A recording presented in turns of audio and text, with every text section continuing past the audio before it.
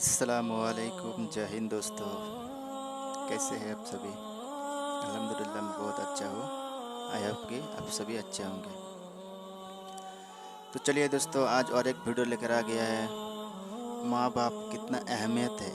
पिछली बार भी मैं एक वीडियो बनाया था, उसमें भी दिखाया गया और इसमें भी थोड़ा सा टच किया है। तो चलिए स्क्रीन में जाते हैं और देख लेते हैं कि आज का वीडियो में क्या सीखने के लिए मिलता है हमारे लिए।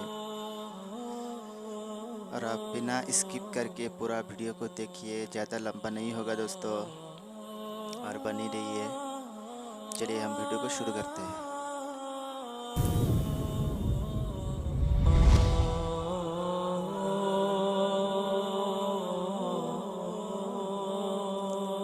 कितना अच्छा लगता है इंट्रो। अस्सलाम वालेकुम जाकिर साहब, आपने पलट के जवाब नहीं दिया। अच्छा। जी, मेरा नाम रेणुका है। वालेकुम अस्सलाम वरहमतुल्लाहि वबरकातुहू। जी जवाब नहीं। सर, मेरा नाम रेणुका है और मैं एक महाराष्ट्रियन परिवार से हूँ। सर, मेरा सवाल ये है, मैंने सबके सामने इस्लाम कबूल नहीं किया है और मैंने पिछले 2 साल पहले से ही नमाज़ पढ़ना और रोज़े रखना चालू किया, खुद ही अपने मन से ही।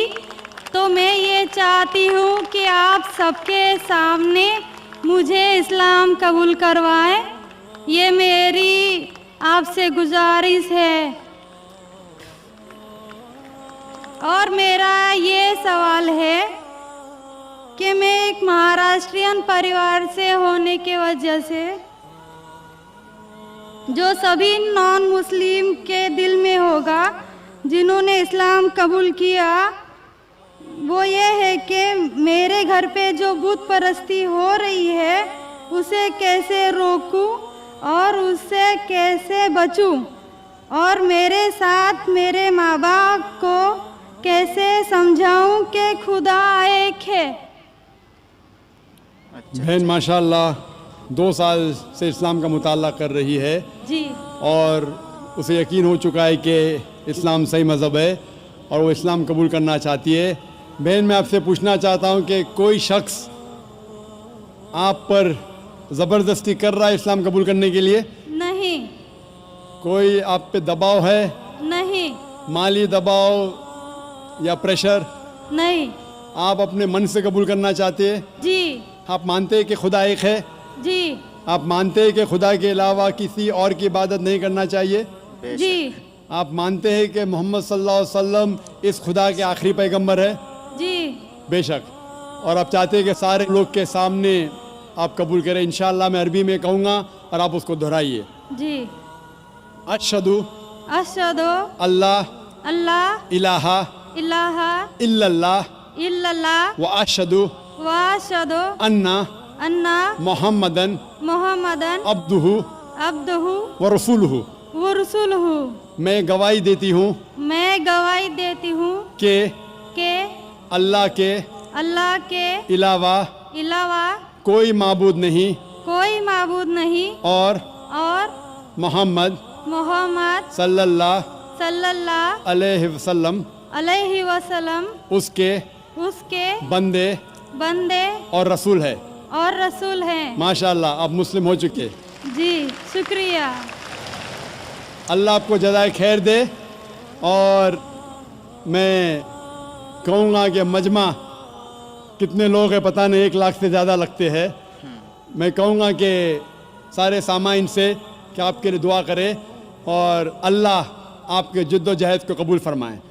आपका सवाल था कि आप किस तरीके से आपके घर वालों को, आपके वालिदैन, आपके वालिद वालदा को किस तरीके से इस्लाम की दावत दे और किस तरीके से ये साबित करे कि खुदा एक है। सबसे पहले जिस तरीके से मैं तकरीर किया हूँ, क्योंकि आप एक महाराष्ट्रियन ख़ानदान से ताल्लुक़ रखते हैं, ज़ाहिर है कि आप हिंदू ख़ानदान से ताल्लुक़ रखते हैं। आप अगर मेरी कैसेट सुनेंगे, similarities between Islam and Hinduism, इस्लाम और हिंदू धर्म में यकसानियत। मैं कहूँगा वॉलंटियर से कि मेरी तरफ से आपको एक तोहफा दे।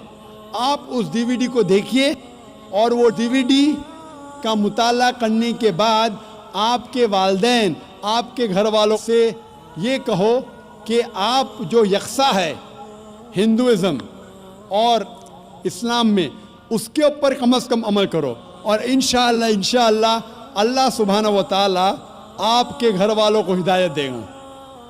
मेरी यह आपसे इल्तिजा है कि आप जब इस्लाम कबूल करती है उसके बाद आपके घर वालों को एहसास दिलाओ कि आप और बेहतर इंसान बन चुकी है। बेशक। अगर आप जो कुछ आपके वालिदैन कहते हैं आप उनकी सारी बातों पे अमल करो, सिर्फ वो बात जो अल्लाह और अल्लाह के रसूल के खिलाफ है, जो कुरान और सही हदीस के खिलाफ है। इसके अलावा जो भी बातें, जो भी हुक्म आपके वालिदैन आपसे करते हैं आप उसका पालन करो। उनको ये एहसास होना चाहिए कि मेरी बेटी जब इस्लाम कबूल की अब वो मुझसे और मोहब्बत करती है, वो मेरा और कहना मानती है, उसकी मुझसे और चाहत बढ़ गई है। क्योंकि इस्लाम में है कि माँ के पैर के नीचे जन्नत है। जन्नत है, बेशक। इसीलिए आपको ये एहसास दिलाना पड़ेगा कि आप उनकी और अच्छी बेटी है।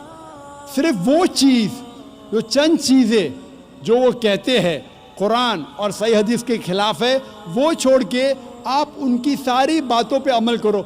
चाहे आपको मुश्किल हो, मिसाल के तौर पे आपको पसंद है पीला पहनना, वो कहते हैं नीला पहनो, तो आप नीला पहनो, क्योंकि नीला पहनना इस्लाम में हराम नहीं है। तो इस तरीके से जो भी बातें आपके वालिदैन आपसे करते हैं आप उनसे और मोहब्बत करो, आप उनसे और प्यार करो। इस तरीके से उन्हें एहसास होना चाहिए कि ये नया धर्म, ये नया मज़हब जिसमें आप दाखिल हुए वो कहता है कि अपने वालिदैन का ख्याल रखो। जिस तरीके से कुरान मजीद में फरमाया सूरह इसरा में चैप्टर नंबर 17 में 17 में आयत नंबर 23 और 24 में कि अल्लाह सुब्हानहू व तआला की इबादत के बाद आपको अपनी वालिदैन से मोहब्बत करना चाहिए। और अगर दोनों में से एक या दोनों वालिदैन अगर ज़ईफ़ हो जाते हैं आप उनके खिलाफ उफ तक मत कहो, लेकिन वालिदैन बोले तो माँ बाप होता उनके साथ अच्छा बर्ताव करो और उनसे प्यार और मोहब्बत करो और अल्लाह सुब्हानहू व तआला से दुआ करो कि मेरे वालिदैन को बरकत दे। और जिस तरीके से उनने बचपन में मेरा ख्याल रखा, ए खुदा आप इनका ख्याल रखो। तो इस्लाम में वालिदैन की इज़्ज़त करना ज़रूरी है। आप अगर अच्छा बर्ताव करेंगे इंशाअल्लाह हम दुआ करेंगे कि अल्लाह सुब्हानहू व तआला आपके वालिदैन और आपके घर वालों को भी हिदायत दे। आमीन। तो दोस्तों आप लोग देख चुकी है वीडियो को और समझ चुके होंगे कि माँ बाप को कितना ख्याल रखना चाहिए। अगर आप कोई भी धर्म में कन्वर्ट हो जाते हो तब भी आपका माँ बाप ही रहता है, क्योंकि माँ बाप के बिना स्वर्ग में, जन्नत में आप जा ही नहीं सकते। अगर आप थोड़ा सोचने लगोगे तो बहुत सारा मीनिंग आपको सामने आएगा। क्यों दूसरा धर्म में कन्वर्ट हुआ, तो एक्चुअली जो होता है इंशाल्लाह उसको ही मालूम होता है क्यों हुआ और क्यों होना चाहिए। क्योंकि हम लोग इंसान हैं और इंसान को दुनिया में भेजा गया है तो कुछ शायद काम के लिए, एग्ज़ाम के लिए भेजा गया है। अभी वो एग्ज़ाम क्या है, उसका क्वेश्चन कैसा है, वो सभी पता करना है। ऐसे ही दुनिया में आया, पैसे कमाया, घर बनाया, बीवी बच्चा याश किया, चला गया, दुनिया ख़त्म, ऐसा हर किस नहीं है। आप थोड़ा ढूंढने के लिए कोशिश कीजिए और ख़ुद को बदलने के लिए कोशिश कीजिए, सच को जानने के लिए कोशिश कीजिए।